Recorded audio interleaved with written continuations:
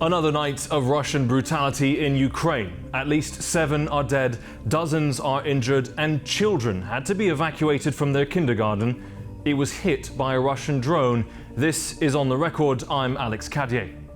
Tonight we go on the record to ask the question, how can this war be brought to a just end? Joining me are two men with deep experience in assuring Europe's security.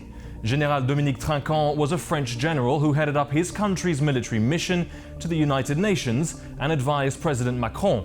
Pekka Toveri led Finland's military intelligence and was his country's military attaché in Washington, D.C. during the first Trump administration. He is now a member of the European Parliament. Thank you both for joining us. As we've seen countless times, Russia's war is being paid for with the blood of Ukrainian civilians. Europe says it stands with Ukraine for as long as it takes. Donald Trump's position is ever-changing. So can this war be stopped, or is a confrontation with the rest of Europe inevitable? Now, before I come to you both, and thank you both for being here, let's start with the latest Ukrainian position and President Zelensky. Russia is once again doing everything it can to avoid diplomacy. As soon as the issue of long-range weapons for Ukraine faded, Russia's interest in diplomacy nearly disappeared. Mr. Toveri, I want to start with you. Your country, Finland, has the longest EU border with Russia. You served in Washington, D.C. A simple question, how can this war be stopped? Well, this can be stopped quite easily if West just start to use the economic and military power it has on its disposal.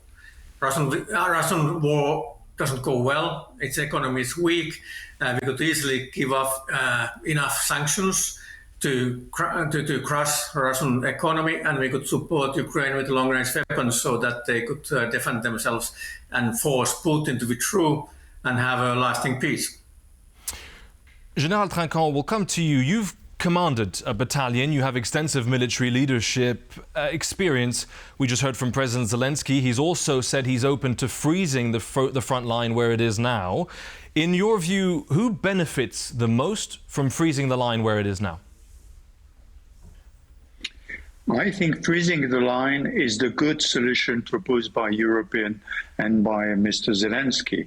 Why? Because you stop the war and then you discuss peace. But the ground already taken by Russia will not be accepted as such, as being Russian. It will be a discussion that needs understanding by Russia that they are not able to go further west, as the Ukrainians had already realized that they are not able to regain the ground they have lost. So, just on that point, we seem to be at a bit of an impasse, at least on the battlefield. I want to come back, General Trinquand, you just made the point about that statement from European leaders.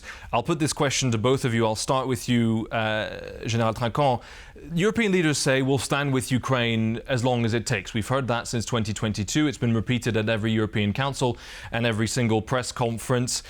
Are these just empty words at this stage? I've reported from Ukraine, Ukrainians quite skeptical about these statements, these promises. Are these empty words, or can Europe really walk the walk against Russia? No, I think that really Europe is supporting Ukraine for the last 4 years now. And this means that we need to reinforce the capacity of Ukraine to defend itself, but also to reinforce the capacity of Ukraine to weaken the capacity of Russia by striking in the rear with long-range missiles like the Storm Shadow and the Scalp. So I think Europe is increasing its capacity to support Ukraine. The problem is that probably at the time we are speaking, Europe is not sufficient. We need the US to impose sanctions on Russia and also to provide weapon system to Ukraine. Mr. Toveri, I'm going to come back to you. You said that actually this war could be finished easily, I think was the word you used. I think that would be a sentiment welcome in Ukraine. But we've heard these statements of support for years now from European leaders, and yet perhaps an edge is missing. Do you think that perhaps Europe lacks a political will to go all the way? That's a problem. We don't have any proper strategy how to stop this war. The European strategy is that we will support Ukraine as long as needed. Well, what that means in practical life is that we let Ukrainians to bleed to death because there's no real plan to stop the war.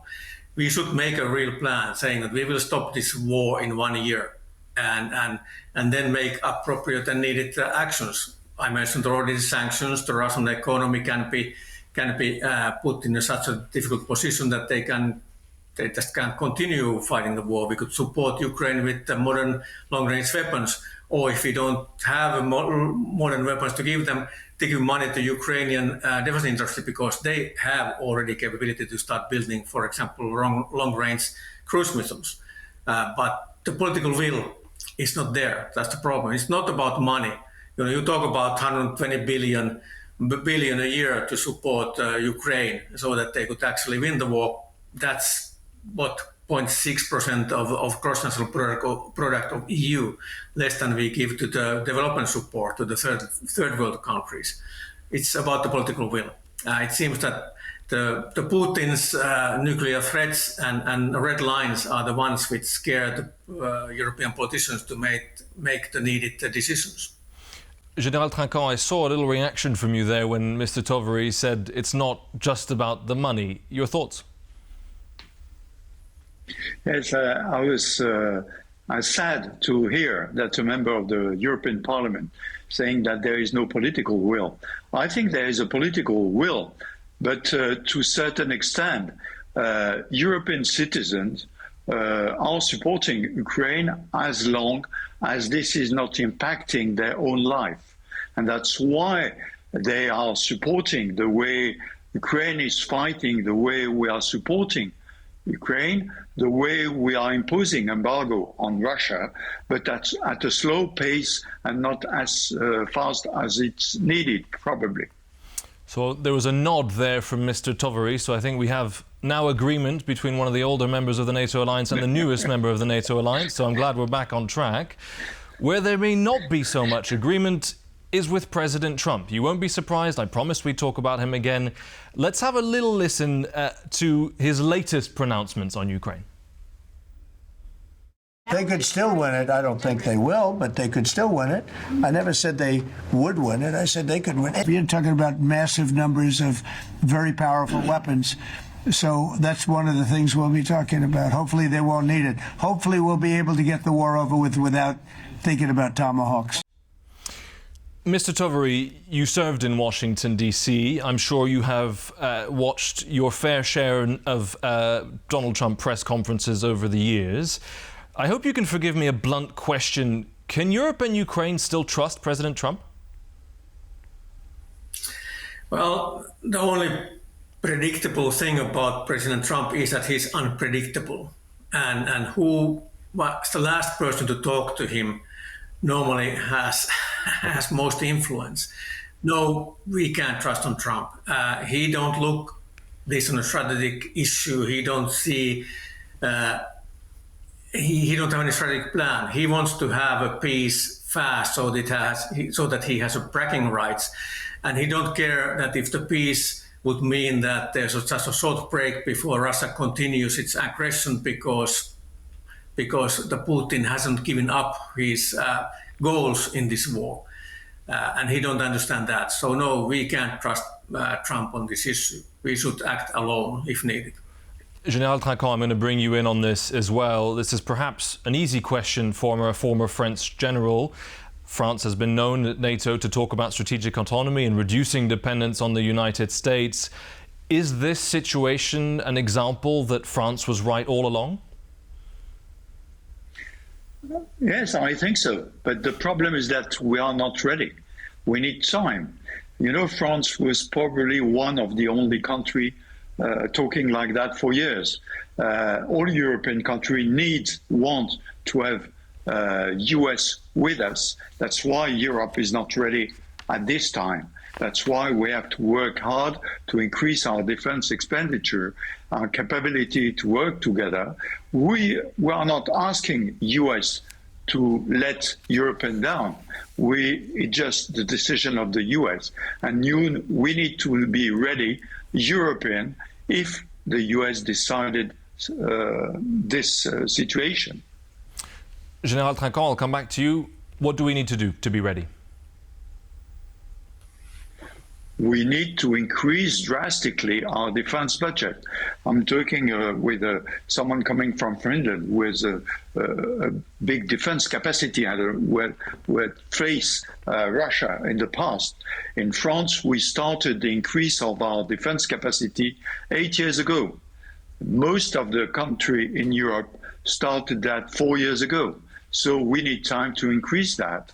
It is starting. Europe is always a very long process. Russia is not able to attack drastically Europe now. So that's why we have to support Ukraine with facing Russia and to increase also our capacity, our internal capacity to defend ourselves in information, cyber, drones, in order that Russia will not split our society inside our countries. And I want to bring that up as well with Pekka Toveri, because there is, to my knowledge at least, a mentality difference here. From my understanding, and I'm sure you'll correct me if I'm wrong, Finns are reservists. You have that sense in Finland of being a frontline country and that the threat is real.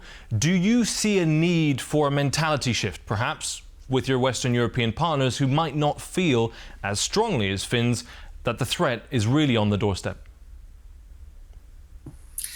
Definitely. You know, the most important thing you need is the will to defend yourself. We have it. I'm not sure that all European nations have the same thing, and we have to understand that the military defense of Europe is the easy part.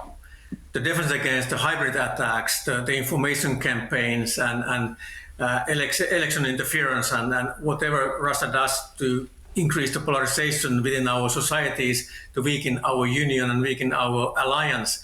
Those are much more difficult and much more dangerous threats to us, and we should put a lot of effort to the comprehensive defense, as we call it in Finland, whole of society defense. The military part is easy.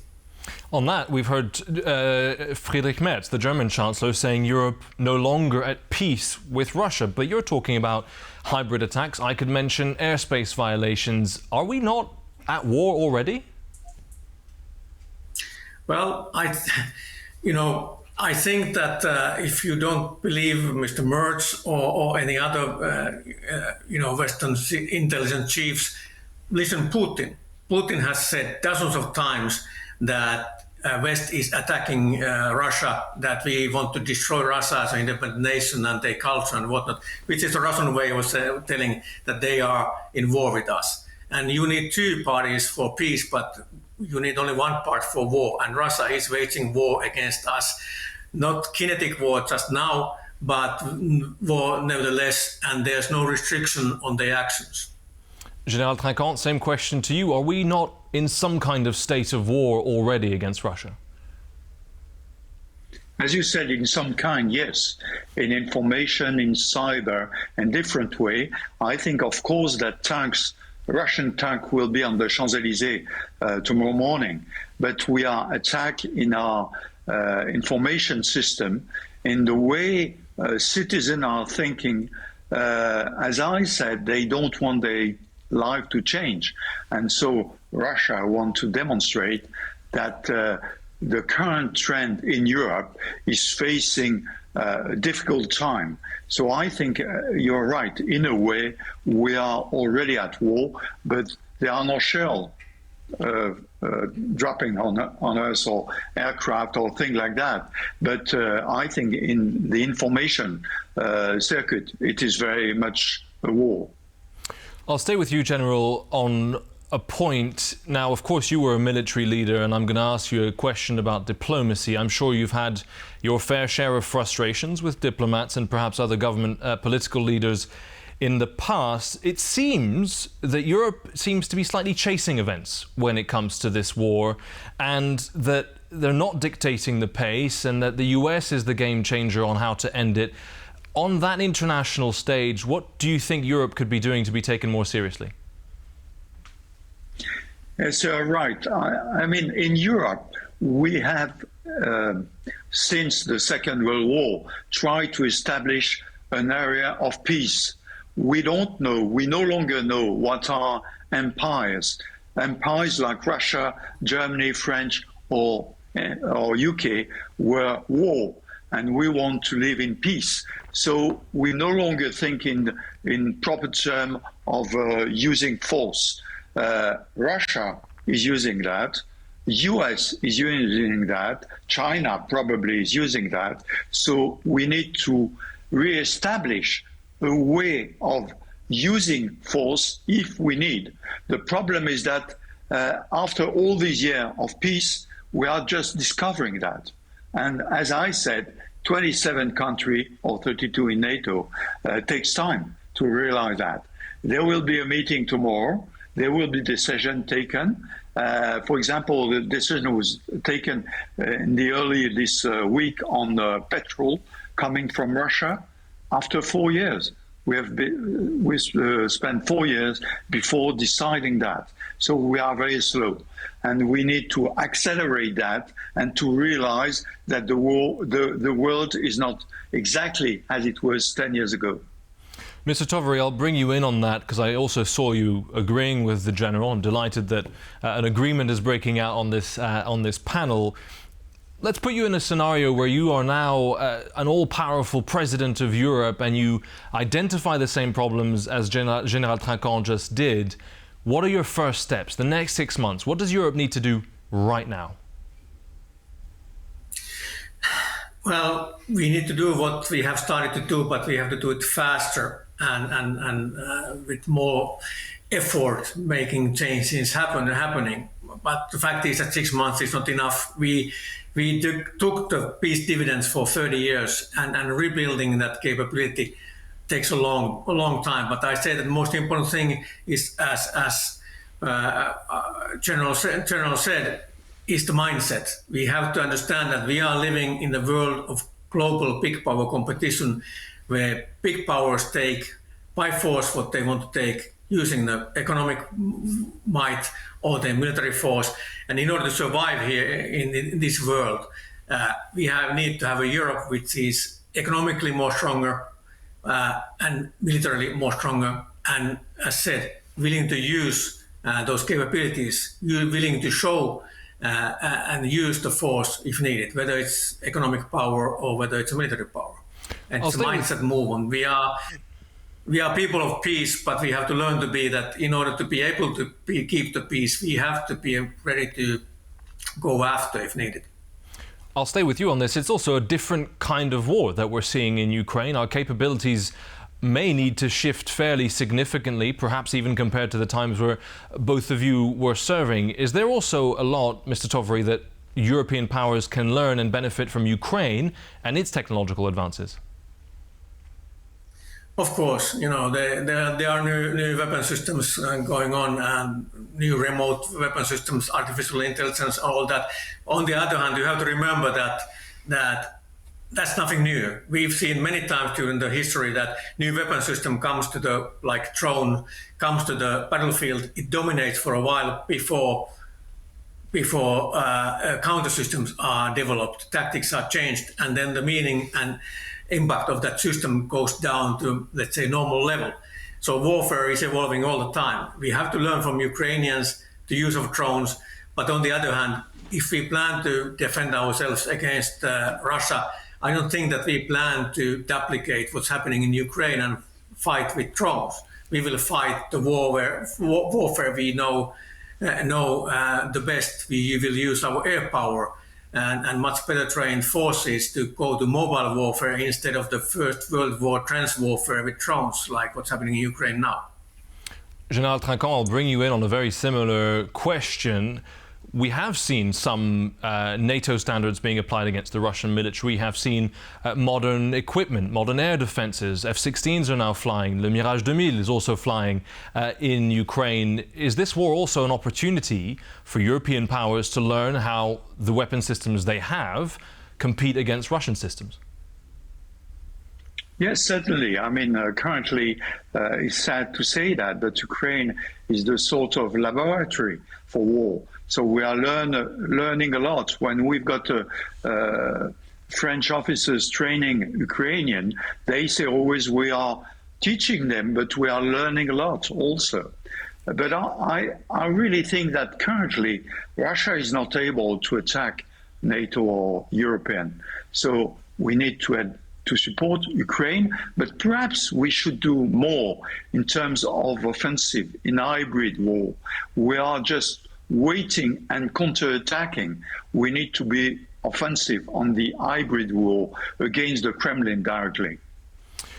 I want to ask you both a brief final question, and you'll forgive me for this. Predictions are always tricky, particularly when it comes to war, but nonetheless, I will ask you to make a prediction. Mr. Toveri, I'll start with you, and I'll come to you after, General. When do you imagine this war might end?